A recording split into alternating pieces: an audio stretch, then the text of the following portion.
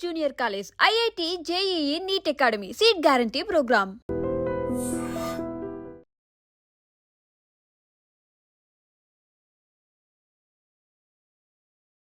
Namaste, welcome to iDream Talking Point with Kavita.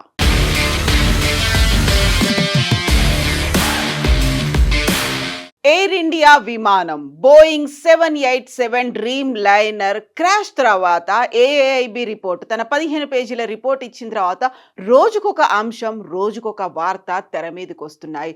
అనుమానాలు అభిప్రాయాలు ఎలా ఉన్నప్పటికీ వాటన్నిటినీ సాంకేతికంగా ఇప్పుడు ఛేదించాల్సినటువంటి అవసరం అయితే ఉంది. ఏఐబి తన ప్రిలిమినరీ రిపోర్ట్ని 15 పేజీల రిపోర్ట్ని 30 రోజుల్లోపు అందించాలి కాబట్టి అందించింది. అందులో కాక్పిట్ వాయిస్ రికార్డర్లో రికార్డ్ అయినటువంటి 2 మాటల గురించి మాత్రం ప్రత్యేకంగా మెన్షన్ చేసింది. దాంతో యుఎస్ మీడియా అంతా ఆ తప్పు కమాండ్ అండ్ కంట్రోల్ సుమిత్ సబర్వాల్దే అన్నట్టుగా తేల్చిపడేయడంతో డీజీసీఏ కొంచెం సంయమనం పాటించండి, అప్పుడే కంక్లూషన్స్కి రాకూడదు అంటూ యుఎస్ మీడియాకి అయితే ఒక సజెషన్ అయితే ఇచ్చింది, ఒక అడ్వైజరీని జారీ చేసింది. ఇప్పుడు అదే యుఎస్కి చెందినటువంటి ఏవియేషన్ ఎక్స్పర్ట్ మేరీ షియావో చేస్తున్నటువంటి ఒక వాదన మాత్రం అది సమంజసంగానే అనిపిస్తోంది. నిజంగానే కాక్పిట్ వాయిస్ రికార్డ్కి సంబంధించి కేవలం 2 మాటల్నే ఎందుకు రిలీజ్ చేశారు? అక్కడ ఉన్నటువంటి సౌండ్లు కావచ్చు, వాయిస్లు కావచ్చు, ఓవరాల్గా 30 సెకండ్స్ పాటు ఏం జరిగింది అనేది ఎందుకు రికార్డ్ అవ్వలేదు అనే దాంతో పాటుగా మేరీ షియావో చేసినటువంటి ఒక కీలకమైనటువంటి వాదన, ఎట్ ద సేమ్ టైం ఇప్పుడు తెర మీదకి వస్తున్నటువంటి ఇంకొక అంశం, అది కూడా బోయింగ్ 787కి సంబంధించినటువంటి ఇంజన్ ఫెయిల్యూర్ల అంశం. 2 ఇంజన్లు ఫెయిల్ అవ్వడానికి ప్రధానమైనటువంటి కారణం అక్కడున్నటువంటి కమాండ్ అండ్ కంట్రోల్ లేకపోతే first flight officer, pilot, co pilot వీళ్ళిద్దరి మధ్యలో జరిగినటువంటి సంభాషణ మాత్రమేనా? అది కేవలం అక్కడ కాక్పిట్లో జరిగినటువంటి ఒక ఇంజన్ కాక్పిట్లో ఉంటే ఇంకొక ఇంజన్ టెయిల్ ఎండ్లో ఉంటుంది. ఈ 2 ఇంజన్లు ఎట్ ఏ టైం ఫెయిల్ అవ్వడానికి అక్కడ హ్యూమన్ ఎర్రరే ఉంది అన్నట్టుగా, అది కూడా సుమిత్ సబర్వాల్కి డిప్రెషన్లో ఉండడం, ఒత్తిడికి లోనవ్వడం వల్ల ఆయనే చేశాడు అన్నట్టుగా యుఎస్ మీడియా కథనాలు రావడం, అందులోనూ ప్రధానంగా వాల్ స్ట్రీట్ జర్నల్ దాన్ని వెరీ ఫస్ట్ టైం మెన్షన్ చేయడం, దాన్ని మిగతా పేపర్లు కూడా క్యారీడ్ అవుట్ చేయడంతో మేరీ షియావో చేస్తున్నటువంటి వాదన మాత్రం చాలా డిఫరెంట్గా ఉంది. అది హ్యూమన్ ఎర్రర్ అయి ఉండదు. దానికి ప్రధానంగా ఇప్పుడు చెక్ చేసి చూడాల్సినటువంటి ఇంకొక అంశం కూడా ఉంది, థ్రస్ట్ కంట్రోల్కి సంబంధించి. అది మాల్ ఫంక్షన్ కూడా అయి ఉంటుంది. దాన్ని ఎందుకు చెక్ చేయలేకపోయారు అని దానికి తను చెప్తున్నటువంటి ఎగ్జాంపుల్ ఇక్కడ మనం చూస్తున్నటువంటి ఆల్ నిప్పన్ ఎయిర్లైన్స్, జపాన్కి చెందినటువంటి ఆల్ నిప్పన్ ఎయిర్లైన్స్లో 2019లో జరిగినటువంటి సేమ్ ఇదే 2 బోయింగ్కి సంబంధించి 2 ఇంజన్లు ఎట్ ఏ టైం ఫెయిల్ అయినటువంటి సంఘటనని తను ఇప్పుడు ఎగ్జాంపుల్గా చెప్తున్నారు. యాక్చువల్గా 2019లో జపాన్కి చెందినటువంటి ఎయిర్లైన్స్ ఆల్ నిప్పన్ ఎయిర్లైన్స్ ANAగా చెప్తూ ఉంటారు. 2019లో అదే డ్రీమ్ లైనర్ 787 డ్రీమ్ లైనర్లో జపాన్ నుంచి ఒసాకాకు వెళ్తున్నప్పుడు ఆల్రెడీ ఒసాకాకి రీచ్ అవుతున్న టైంలో మెషిన్స్ ఆటోమేటిక్గా ఆఫ్ అయిపోయాయి అనే విషయాన్ని, ల్యాండింగ్ పొజిషన్లోకి నేను వచ్చాను అనేటువంటి భావనతో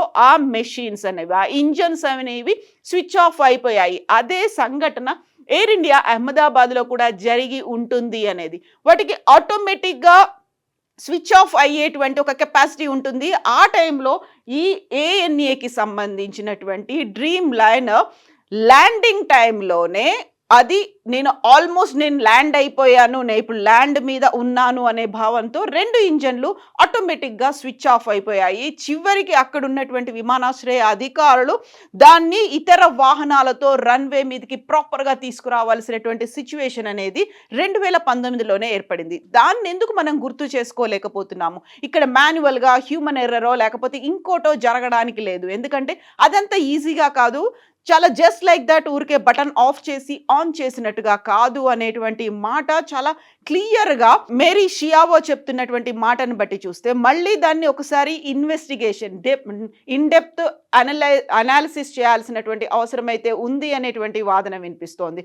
సో అప్పుడు 2019లో జపాన్ టోక్యో నుంచి ఒసాకాకు వెళ్తున్నటువంటి విమానంలో 119 మంది ఓవరాల్గా ఇటు ప్రయాణికులతో పాటుగా సిబ్బంది కూడా ఉన్నారు. 108 మంది ప్రయాణికులు, ఆ తర్వాత 9 మంది సిబ్బంది.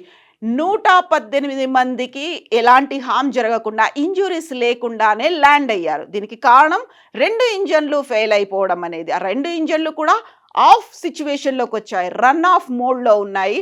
నేను ల్యాండ్ అయిపోయాను అనేటువంటి భావన అక్కడ వచ్చింది కాబట్టి అది జరిగింది అని. ఆ దిశగా మనం ఆలోచించాల్సినటువంటి అవసరం ఉంది అని అదే యూఎస్‌కి చెందినటువంటి మేరీ షియావో చెప్తున్నారు. ఎట్ ద సేమ్ టైమ్ ఇక్కడ ఇంకొక వాదన కూడా వినిపిస్తుంది. కాక్పిట్‌లో కేవలం వాయిస్ రికార్డర్‌లు మాత్రమే ఎందుకున్నాయి?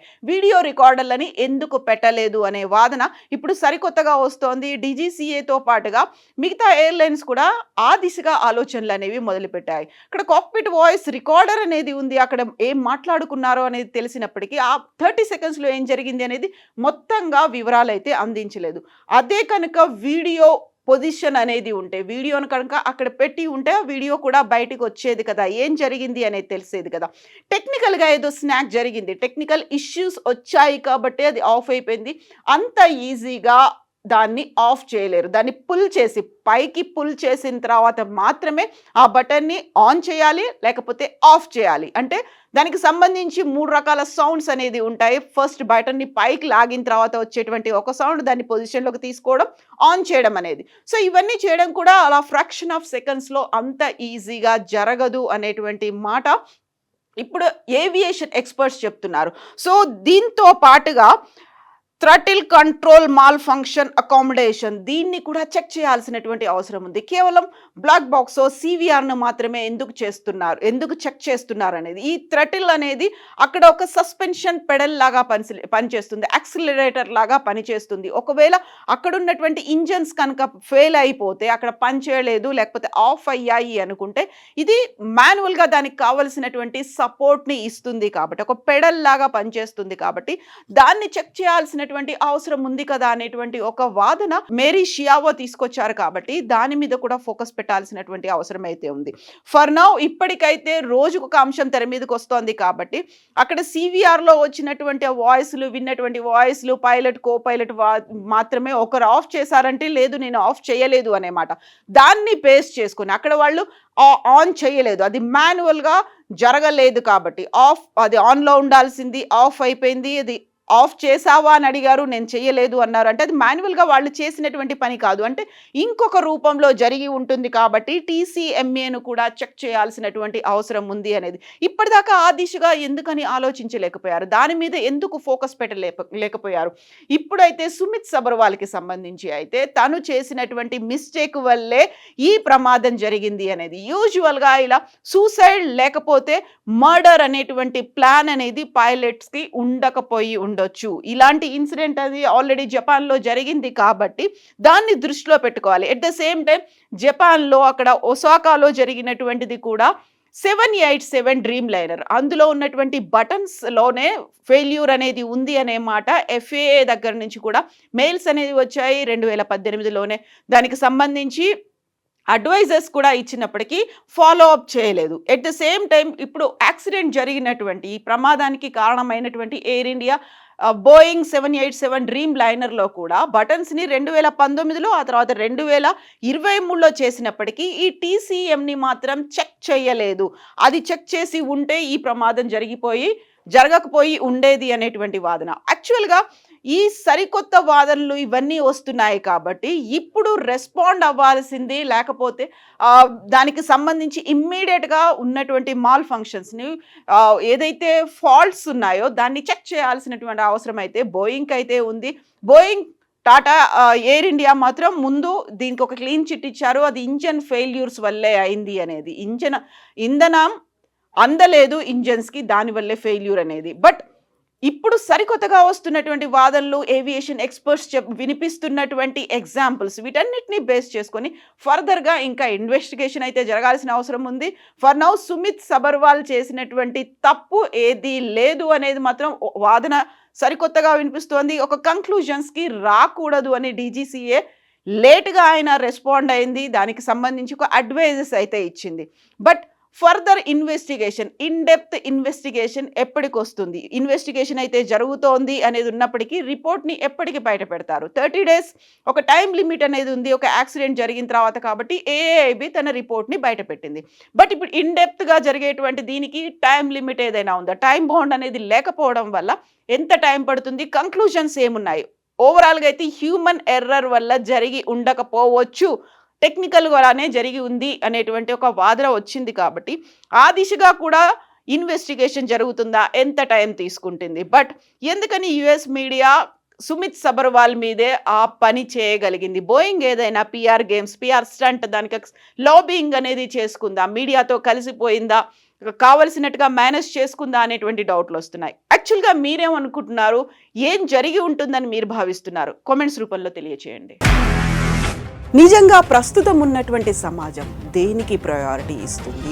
ఆర్థిక సంబంధాల చుట్టూ మాత్రమే తిరుగుతోంది. మళ్ళీ ఎన్నికలంగానే చాలా విరక్తి కలుగుతాను. మంచి అనిపిస్తుంది కదా, లేడీస్ కూడా ఛాలెంజింగ్ జాబ్స్ చేసినప్పుడు చాలా బాగుంటది. ఫుడ్ డెలివరీ ఇవ్వటానికి వెళ్ళినటువంటి డెలివరీ బాయ్ అనిల్ పై కళ్ళ ముందు